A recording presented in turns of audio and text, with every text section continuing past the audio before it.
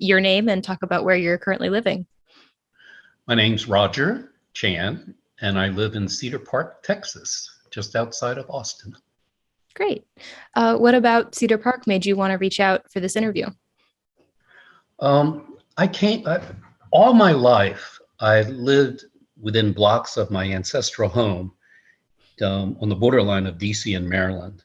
And then in 2000, I was recruited to be second in command as assistant city manager of Austin. And so for 20 years, I lived in Austin, and I watched it decay. I was in the administration from 2000 to 2003, and it just kind of went off the rails. So my wife and I decided, sell the house, move. And our house sold really fast. I had asked about 60,000 higher than what anything had sold to date. And we sold it for more than that. That's how crazy Austin had gotten. And so kind of on a quick go, we didn't expect it to sell so fast.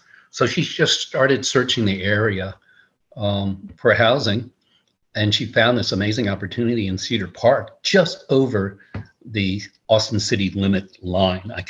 I can walk, fall down, and I'm back in Austin. So we're close to everything that Austin has to offer, but we don't have the insanity of the governance. So we moved into Cedar Park, and within days, I met the mayor, I met many of the council members, I met a lot of the business leaders, and gosh, they couldn't have been more welcoming. So that was a good start. And then as we moved in, settled in, having been a city manager of the 800-pound gorillas, what they call us in Texas, and then moving to a small city like Cedar Park. I've never lived in anything smaller. I grew up in the DC area, 5 million people.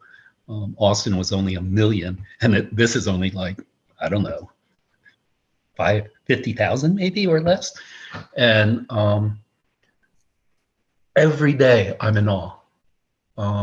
The facilities that they offer, the price points that they're kept at, the maintenance, amazing. And I've become a ginormous fan. The problem with that, you see, being a baby boomer, if you share all the goodness, too many people come and it's no longer the paradise. It's that classic thing. But I can't help myself. Having managed large cities, I was a political appointee in DC for 3 different administrations.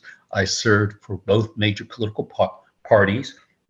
I was project manager of huge federal projects. So I understand governance at the federal, at the state, at the city level. And this is, I was asked to be an interim city manager for an even smaller city as they were searching for a full-time one. And when asked, what are some well-run cities? Twice I've done that. And I've always said, Cedar Park, bar none, well-managed, well-maintained.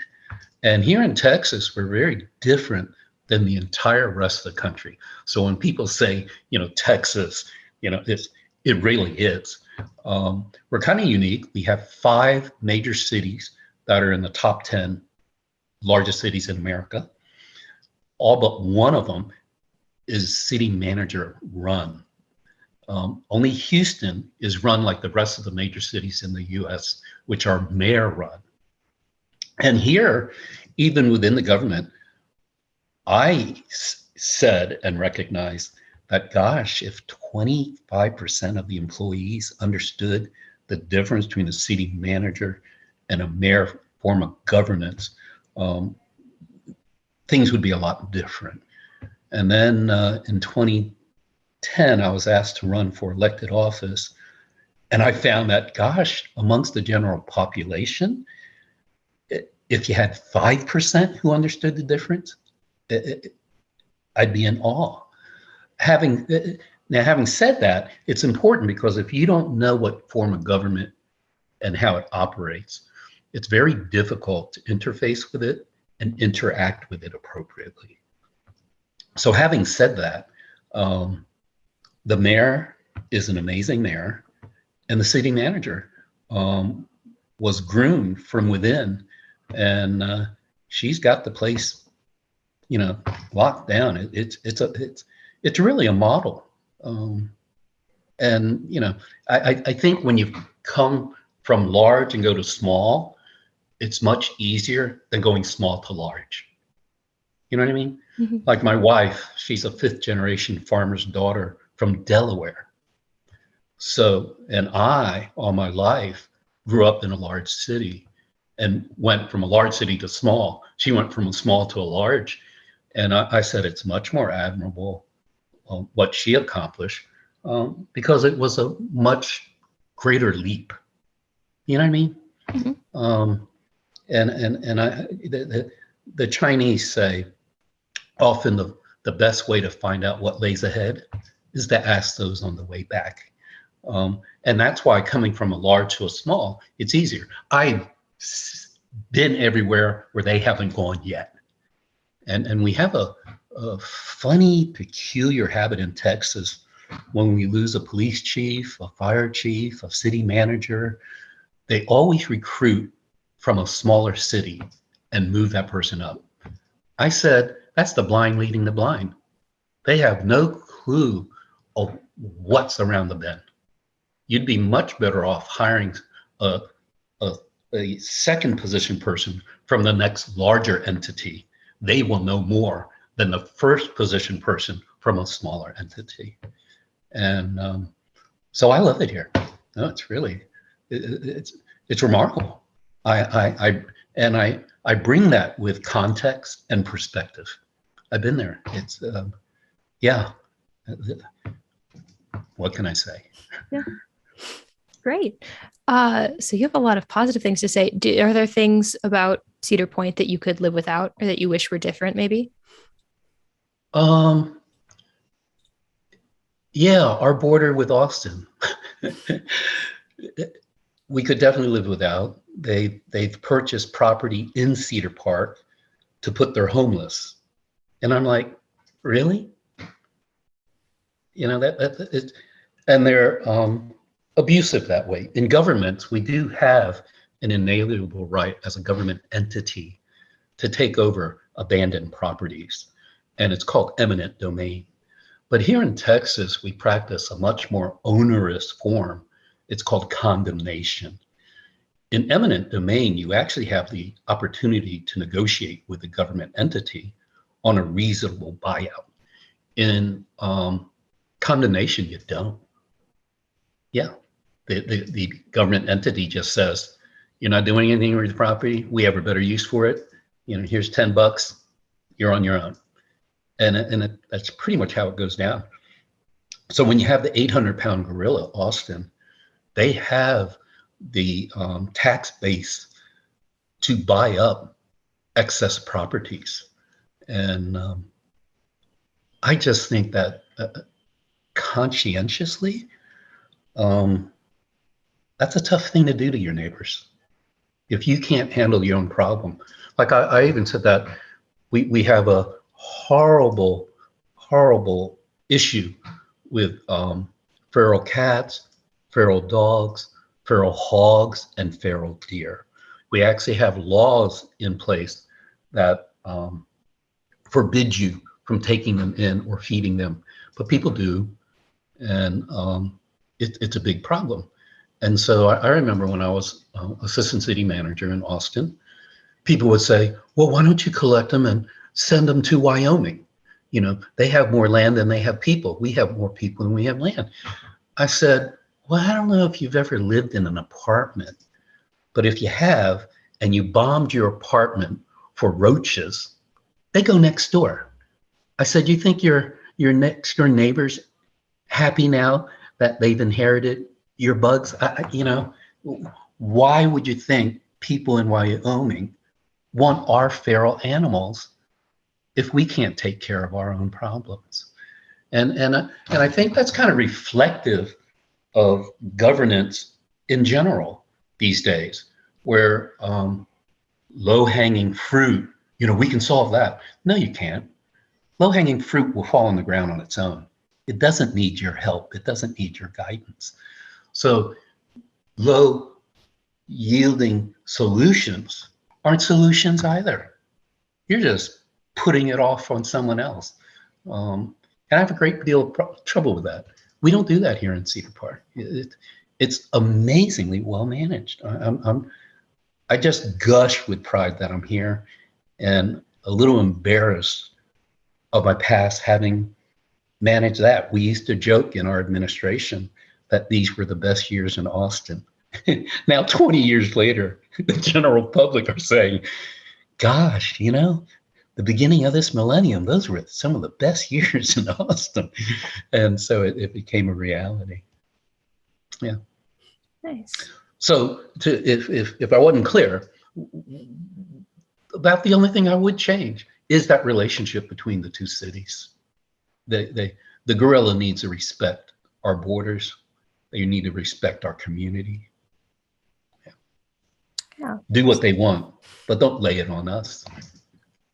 Yeah, absolutely. So with all of that considered, the good and the bad, do you think you would recommend someone else move to Cedar Point? Is it overall you think a worthy place to live? See, there's the dilemma because I think it's an idyllic place to live because do what you want as long as you don't affect others and you don't make your issues their issues. That's fine. If you want to have a specific opportunity to share your issues, that's different.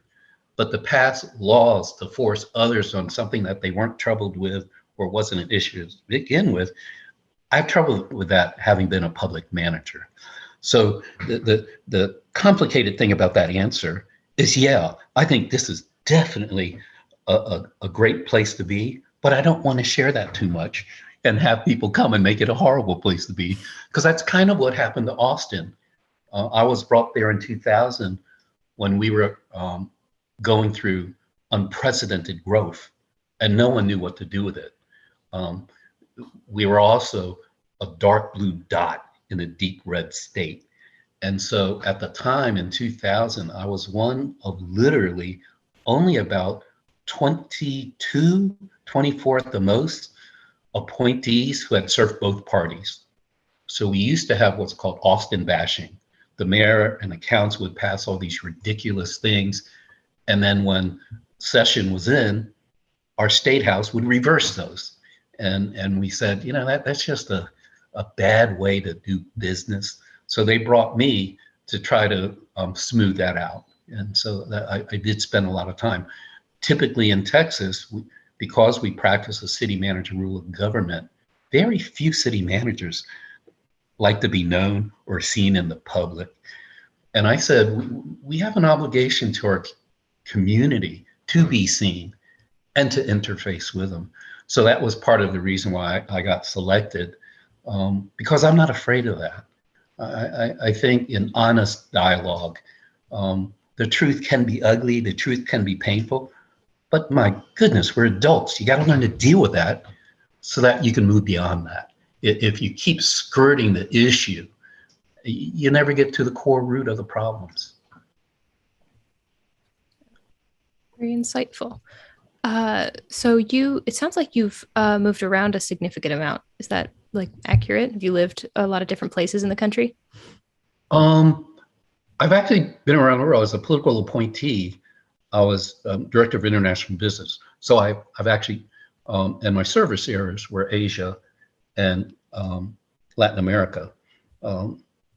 So I've seen, I have a global context. In terms of America itself, I'm a boomer. I'm a former hippie. I lived in the Rainbow Tribe, and every year we would travel in these ginormous caravans. So I've been in every state in the US but Hawaii. And my wife and I are going there September for our 30th anniversary. But I've only lived in two places. I've only lived in Chevy Chase, where I grew up, for the first 50 years of my life. And then the past 20 years of my life, I've only lived in the Austin area. But I traveled extensively, yeah, and as a government official. So when I travel, I had to keep an open eye and an open mind, and I had to be able to understand the different cultures and the protocols, um, much more than just a casual tourist. You know, it was work for me, but I love it. I think I love the line, travel is the enemy of prejudice, discrimination, and hatred. You know, it's true. Yeah, I would agree. That's beautiful. So in all of your travels in your career, has Best Places helped you significantly? I always find it interesting.